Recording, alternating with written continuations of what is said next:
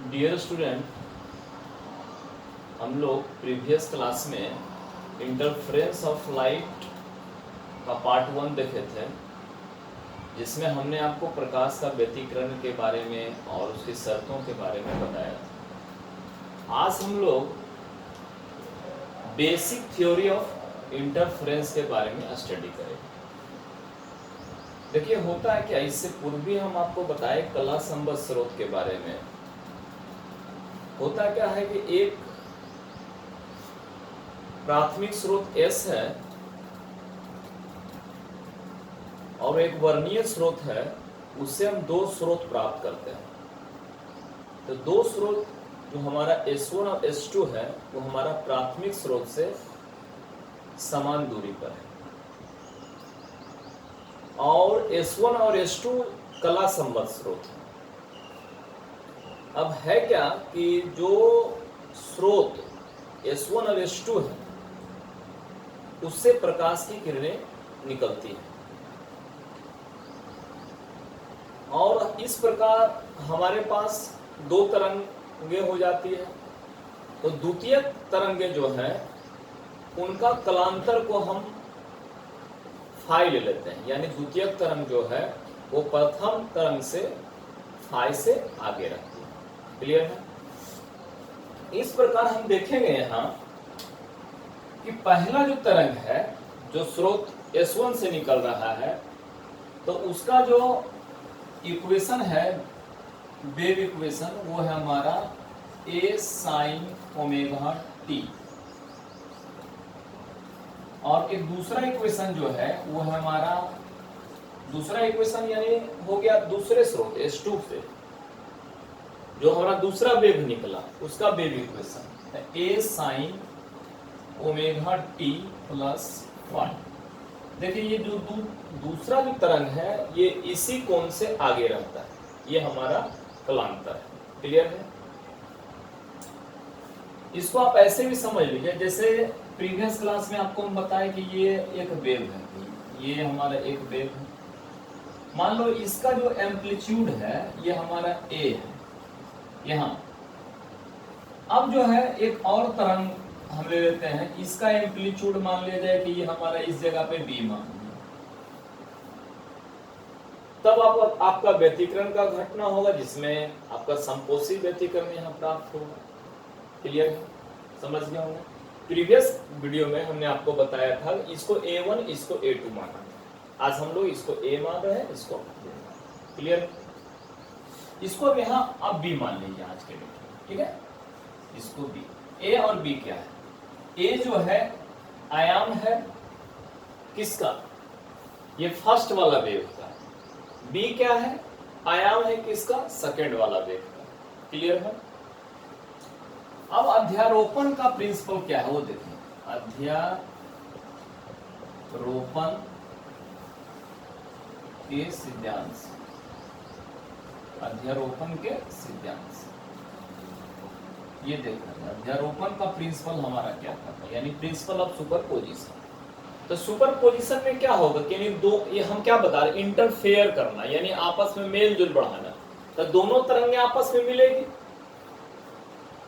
तो कहीं संपोषी व्यतिकरण पैदा होगा, तो कहीं विनाशीकारी तो होगा व्यतिकरण। तो इसमें क्या होगा, दोनों को हमको दोनों वेव इक्वेशन को जोड़ना पड़ेगा। ये हमारा, इसको जोड़ दीजिए। तो अब जो है y इक्वल टू ले लीजिए, y equal to y1 plus y2, ये ले लीजिए, हो गया। y1 का जो वैल्यू है यहाँ दर्ज कर दीजिए आप, साइन ओमेगा टी। y2 का वैल्यू यहाँ लिख दीजिए, sign omega T plus 5। Clear है? अब आप देख लीजिए इसको। ये देखिए एक फार्मूला है आपका, यहाँ मैं लिख देता हूँ फार्मूला को। Sine A plus B, intermediate का आपको ट्रिगोनोमेट्री में फार्मूला मिल जाएगा। Sine A cos B plus cos A sine B। देखिए, इस फार्मूला को हम आपको घेर देते हैं। क्लियर है? देख लीजिए। अब y इक्वल टू हमारा वैल्यू क्या हो जाएगा, A sine omega t plus b sine, इसको तोड़िए, इसको पूरा करो, इसको तोड़िए, साइन ए की जगह क्या है हमारा omega t, omega t. Cos b की जगह क्या है फाई है, प्लस कॉस ए की जगह हमारा क्या है ओमेगा टी, साइन बी की जगह क्या है हमारा फाई। ये हो गया। अब ये सारा से आप देख लीजिए यहाँ बी से सारे को मल्टीप्लाई कर दीजिए, b sine omega t cos phi plus b cos omega t sine phi. अब देखिए जो आइटम है मेरा साइन ओमेगा टी को एक साथ कर लीजिए। देखिए इसमें से कॉमन निकाल लेते, देखिए साइन ओमेगा टी कॉमन आ जाएगा, अंदर बचेगा ए प्लस बी कॉस फाई, इधर बच जाएगा आपका कितना बच जाएगा देख लीजिए यहां से b sine phi cos omega t. Clear है? यहाँ देखिए ये आपका कलांतर के साथ है, यहाँ देखिए ये कलांतर के साथ, ये दोनों को आप मान लीजिए a plus b cos phi equal to, आप यहां इसी रूप में मान लीजिए, इसको आप साइन थीटा मान लीजिए, और ये देखिए इसको इक्वेशन बना लीजिए, इसको इक्वेशन नंबर 1 दे दीजिए। उसके बाद b साइन फाई को आप यहाँ एक मिनट रुकिए, a plus b cos phi है, कॉस के रूप में इसको वैल्यू को मान लीजिए, कॉस के रूप में कॉस थीटा आर ले लीजिए साथ में, बी साइन फाई को साइन के रूप में मान लीजिए आर साइन थीटा। समीकरण नंबर हो गया 2। कॉस को कॉस के फॉर्म में, साइन को साइन के फॉर्म में। अब आप देखिए कि हमारा y इक्वल टू क्या हो गया, देखिए y इक्वल टू क्या हो गया साइन ओमेगा टी, इसका वैल्यू हो गया r cos theta plus b sine phi का हो गया r साइन थीटा, उसके बाद cos ओमेगा टी, r तो कॉमन निकल गया, निकाल लीजिए, अंदर क्या बच गया sine omega t cos theta plus sine theta cos omega t. अब इस फार्मूला को आप गौर कीजिए, देखिए sine a cos b, cos a sine b, तो साइन ए में क्या है हमारा ओमेगा टी, यहाँ हो जाएगा, बी में क्या है हमारा बी यहाँ है, तो हमारा क्या है थीटा, तो यहाँ ये फार्मूला जो है कन्वर्ट हो जाएगा इस रूप में, तो हो जाएगा हमारा y इक्वल टू r, उसके बाद हो जाएगा हमारा sign omega T plus theta. ये आपका इक्वेशन बन गया हमारा, ये तीसरा इक्वेशन। क्लियर है? देख लीजिए, समझ लीजिए इसको, यानी अध्यारोपण हो गया, यानी दोनों तरंगों में जो पहला ये वेव इक्वेशन है, दूसरा वेव इक्वेशन है, दोनों को जोड़ दिए तो हमारा अध्यारोपण, हमारा जो परिणामी तरंग है उसका हमको y मिल गया।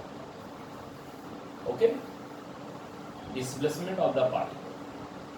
अब आइए, अब हम क्या करते हैं, हमको r का वैल्यू देखिए, हमको निकालना है क्या है वो समझिए, हमको निकालना है ये जो आप देख रहे हैं ये हमारा r यानी रिजल्टेंट आयाम निकालना है। क्या निकालना है ये देखिए, हम लिख देते हैं तब समझ में आएगा आपको। यहाँ देखिए ये है परिणामी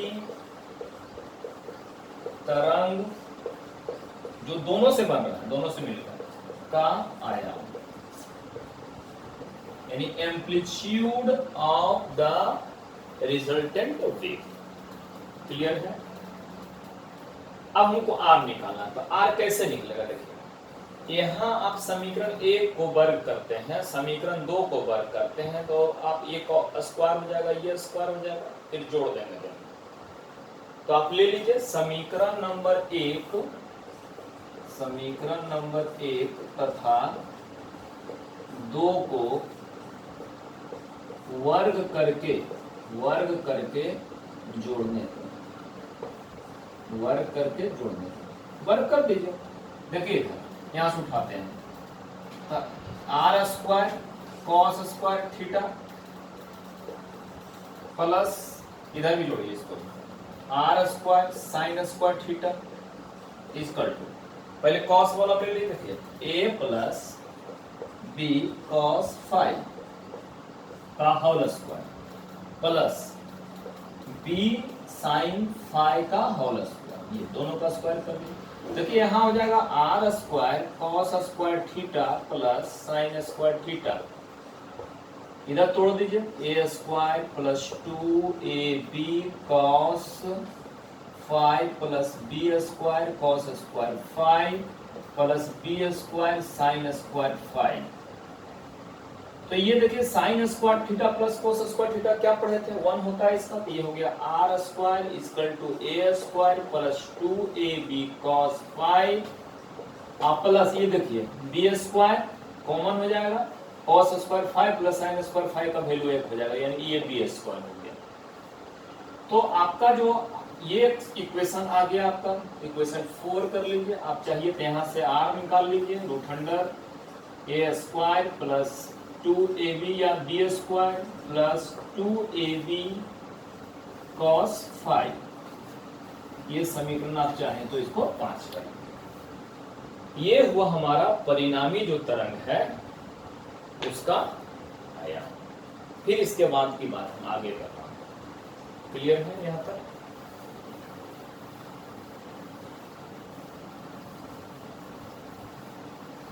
देख लीजिए इसको अच्छे ढंग से, स्क्रीनशॉट ले लीजिए तो समझ में आएगा अच्छे ढंग से।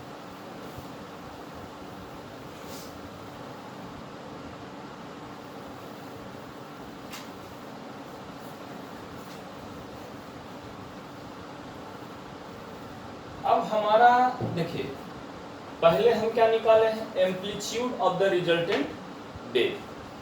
अब हमारा क्या निकालना है, इंटेंसिटी देखना है हमको कि रिजल्टेंट इंटेंस जो वेव हमारा नया वेव प्राप्त हुआ है उसका इंटेंसिटी क्या होगा। तो देखिए सबसे पहले एक चीज आपको हम देखिए बोर्ड पर दिखा रहे हैं, जैसे ये आपका एक वेव है ना, तो ये क्या हुआ आपका यहाँ से यहाँ तक, ये पीक जो है क्या है, ये हमको आयाम बताया है, ये आयाम बताया है। तो तीव्रता का आयाम के साथ क्या रिश्ता है, तो आपको पहले भी पढ़ाया गया होगा कि तीव्रता जो है समानुपाती होता है आयाम के वर्ग का, आयाम के वर्ग का। तो अगर तीव्रता की बात करें, किसका तीव्रता का बात, हम पहले यहाँ देखिए 3 वेव हो गया, wave number 1, wave number 2, wave number 3। तो वेव 1 के लिए देख लेते हैं तीव्रता, ठीक है। तो वेव 1 के लिए तीव्रता यानी ए हो गया हमारा, ए यानी ए नंबर जिसका एम्पलीट्यूड है। तो इसका देखते हैं अगर हम तीव्रता, तो इसका क्या हो जाएगा, एम्पलीट्यूड क्या है, ए स्क्वायर कर लीजिए इसका। अगर दूसरा वेव का देखते हैं तो आई बी हो जाएगा समानुपाती किसका, बी स्क्वायर का। आई एक हमारा रिजल्टेंट आई आर, तो इस समानुपाती किसका हो जाएगा वो समझिए आप, आई आर किसका हो जाएगा, इसका क्या है, इसका आर है हमारा, ये हमारा आर का स्क्वायर, क्लियर है। अब इसके बाद देखिए आई ए समानुपाती को हटाइए के स्क्वायर, इसका हटाइए आई बी इक्वल टू हो जाएगा के बी स्क्वायर, इसका हटाइए तो आई आर इक्वल टू हो जाएगा के आर स्क्वायर। अब आप बोलेंगे सर सब में कांस्टेंट के ही डाल दिया है आपने, क्योंकि देखिए ये जो दोनों वेव था पहला तो कला संबंध स्रोत से प्राप्त हुआ, अब उससे जो वेव बना जब इंटरफेयर हुआ तो एक नया वेव बना। तो आप देखिए ओमेगा ओमेगा ओमेगा सब में कांस्टेंट है, इसीलिए ये कांस्टेंट भी हमारा बराबर है, क्लियर है यहाँ पर। अब आप समझने का प्रयास कीजिए कि हमको जो ये आर आया वैल्यू, ये आर आया हमारा आयाम परिणामी का, अब हमको आई निकालना है। तो आप देखिए गौर से इसको कि हमारा इसमें ये वैल्यू कैसे पुट हो जाए जिससे हमारा काम हो जाए। देखिए समीकरण नंबर 4 को देखिए, तब आपको समझ में आने लगेगा 4 में। तो 4 में देखिए यहाँ आई आर इक्वल टू क्या है, देखिए पहले गौर से देखिए आई आर इक्वल टू क्या कहता है, के आर स्क्वायर। आर स्क्वायर में पूरा वैल्यू का है बैठा देते हैं, 2ab cos phi plus B square, कहां से ले लेंगे? समीकरण नंबर 4 से आर स्क्वायर का मान रखने पर देखिए। अब यहां से आप देखेंगे कि आई आर आ गया है हमारा, देखिए आई आर का वैल्यू आ गया है। अब आपका ए स्क्वायर का वैल्यू यहाँ डाल दीजिए। देखिए ए स्क्वायर का वैल्यू क्या हो जाएगा यहाँ से, देखिए ये देखिए के सब में, तो यहाँ से अगर ए स्क्वायर आप निकालते हैं तो आई ए बटा के हो जाएगा। यहाँ से आप बी स्क्वायर निकालते हैं तो आई बी बटा के हो जाएगा। क्लियर है? अगर ए निकालना है, ए सिर्फ ओनली ए हो जाएगा रूट अंडर आई ए बटा के, यानी आई ए रूट और रूट के। बी निकालना है तो हो जाएगा आई बी अपन के, या अलग अलग करेंगे आई बी रूट के रूट अंडर। हो गया? अब यहाँ पुट कर दीजिए, आई आर इक्वल टू हो जाएगा के, अंदर का काम कर लीजिए ए square I a upon k to a root I a upon root k, फिर मल्टीप्लाई बी रूट आई b upon root k cos five plus B square, तो b square i b upon k. अब आप गौर कीजिए, देखिए I R equal to हो जाएगा, ये देखिए के सब में कॉमन है, देखिए रूट के मल्टीप्लाई रूट के हो जाएगा, के सब आए के को काट दिया, अब बचा रिजल्ट क्या I A plus two root I A root I B cos five plus I B. Clear है? ये आपका रिजल्टेंट वैल्यू हमारा मिल गया। इसको समीकरण नंबर आप 6 कर। क्लियर है? इस प्रकार हमने क्या देखा? इस प्रकार हमने देखा कि जो रिजल्टेंट वेव था उसका हमारा एम्पलीट्यूड क्या होगा, और हमारा जो रिजल्टेंट वेव है उसका इंटेंसिटी क्या होगा। क्लियर है? अब इसके बाद हम देखेंगे इसका थर्ड पार्ट में, नेक्स्ट वीडियो लेकर हम आएंगे, उसमें हम देखेंगे कि संपोषी व्यतिकरण में हमारा आर का वैल्यू क्या होता है, आई का वैल्यू क्या होता है, विनाशीकारी व्यतिकरण में इन दोनों का वैल्यू क्या होता है। देखिए डियर स्टूडेंट, आप सबसे पहले इंटरफेरेंस का कंसेप्ट समझिए, आज का वीडियो देखिए, उसको समझिए, फिर हम नेक्स्ट वीडियो के साथ मिलते हैं। रिवाइज कीजिए। चलिए बेस्ट ऑफ लक, बहुत बहुत धन्यवाद।